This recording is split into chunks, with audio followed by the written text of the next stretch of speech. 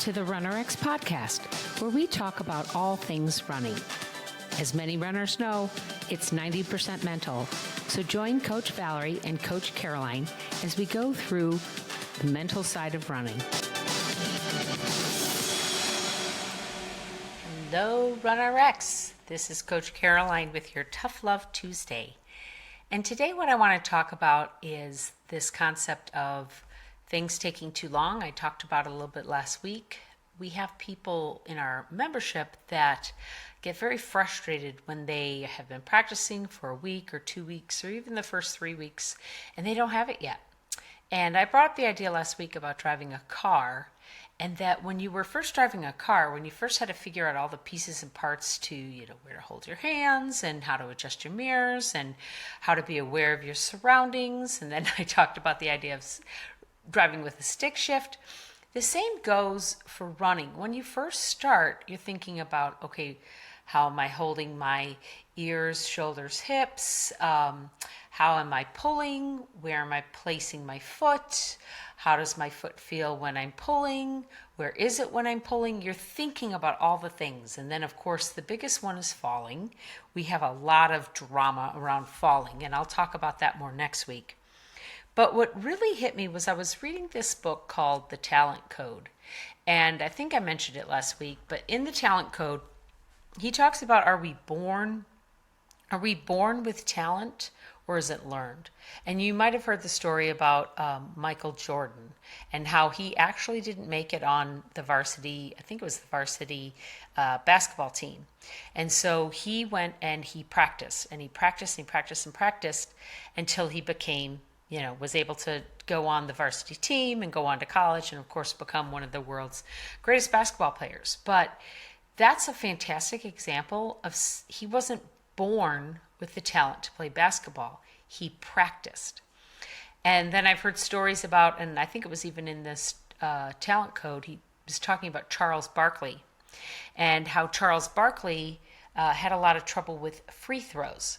So what they did was they stopped letting him throw free throws from the free throw line. He had to throw it from 45 degrees. He had to throw it from the three-point line. He had to throw it from up close. They changed his environment to get him aware that it was more than just this point in time from which he had to throw from. All of this has to do with your thoughts and beginning to focus your practice and making the conscious unconscious. And we have cues that we give you in RunRX. You've heard Valerie, if you've listened to any of her lives, the words up, she'll say up, up, up, up, right? She talks about the cadence, and she'll even speak to the up, up, up in a cadence. She says pull, and she says it very quickly and very with a lot of fervor, and that is basically to get your muscles to react and do a reflexive response when she says pull. And I'm not going to scream it as loud as she does, but she usually doesn't scream it. She just forcibly says pull and smacks her hands together, right, when we have a Zoom. But this is, again, to get a reflexive response so that your muscles do what they were naturally meant to do. All of this is because your brain and the way it works is truly remarkable. As I'm talking to this podcast right now, I am moving my hands because I talk with my hands. I don't consciously think I'm talking with my hands, right? You don't consciously walk across the room. And eventually you want to get to the point where you're not consciously thinking pulls, fall, pull. You want it to become unconscious. But it takes repetition and focused practice to make that happen. Now, I want to challenge you to realize that the brain, they've studied it. It actually goes through 11 million unconscious pieces of information per second. I'm going to say that again. 11 million pieces of information per second are unconsciously going through your brain at a time. So that's how you breathe, how you heart pumps. That's maybe thinking about where your home is. Maybe it's an unconscious thought about driving your car. So 11 million, isn't that crazy? Guess how many are conscious? 40. Whoa! So you have 40 conscious thoughts per second. but you have 11 million unconscious thoughts. So can you imagine what it must take for that brain to go from those 40 conscious into the unconscious? It doesn't take a lot. Your brain wants to make the conscious unconscious because it's just so much easier. It's running in the background. It's like your RAM, just chugging away on your computer, right? It really doesn't want to make it hard. So what's making it hard for you is you thinking about it and resisting the idea that it has to be hard. You have to think about it.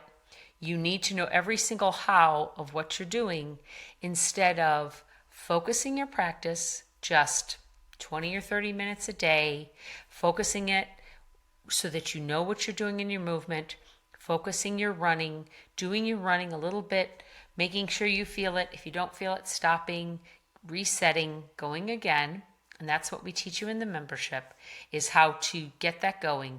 And it doesn't take long, but you have to let go of those preconceived notions, and you have to let go of the fact that there is not a standard of movement. There is a standard of movement, and that the standard of movement is pose, fall, pull.